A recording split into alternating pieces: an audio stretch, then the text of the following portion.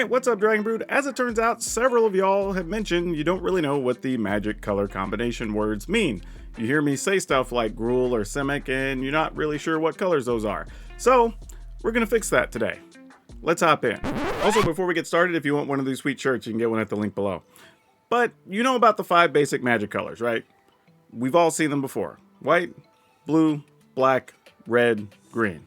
And if you ever hear us say something like Wooburg, that's basically the phonetic pronunciation of all of these. Just blue gets assigned with the letter U, so when you say them phonetically, they look like Wooburg.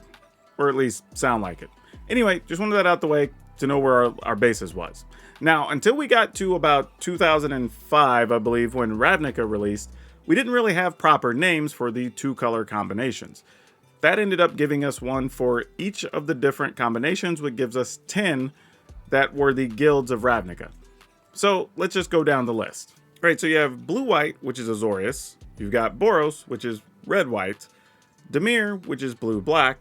You have Golgari, which is black-green. Gruul, which is red-green. Izzet, blue-red.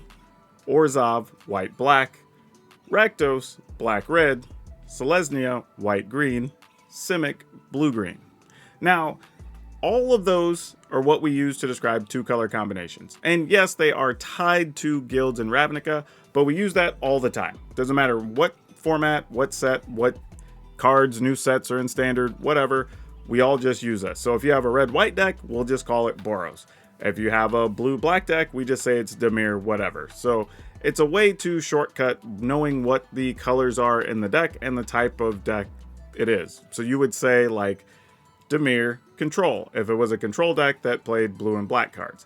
That also generally gives us the idea that it's the type of deck that's probably playing a lot of spot removal, counter spells, things like that. So as you get familiar with what the colors do, you kind of start figuring out shorthand what the decks do based on the color combination and the deck type.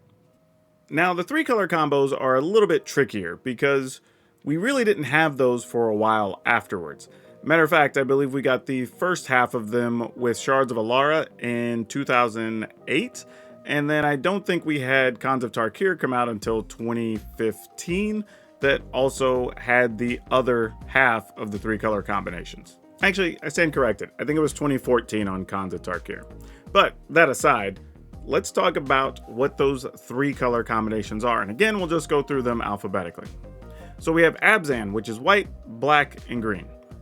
Bant, white, blue, and green. Esper, white, blue, and black. Grixis, which is blue, black, and red. Jeskai, white, blue, and red. Jund, black, red, green. Mardu, white, black, red. Naya, white, red, green. Sultai, blue, black, green. Temur, blue, red, green. Now, once upon a time, we cared about describing those as some being like to do with friendly colors, enemy colors, wedges, if you will, and the color pie, but that doesn't really hold a lot of weight these days as far as how we discuss them. Again, it's more of a shortcut just to know what the colors are of the deck we're going to be playing or the type of deck it might be. And then we have, I guess you would call them the 4 color combinations that are missing one of the 5 colors. Now, these aren't really what I would call super official. Just sometimes you hear them mentioned out and about if people don't want to say like no black aggro, basically meaning it's the other 4 colors and no black. They could shortcut it and use one of these 5 terms. Just to include these for completionist sake, here we go. We have Glint, which is no white, Dune, which is no blue, Ink, which is no black, Witch, which is no red, and Yor, no green. But that's it. There you go. That's all you need to do. That's a shortcut.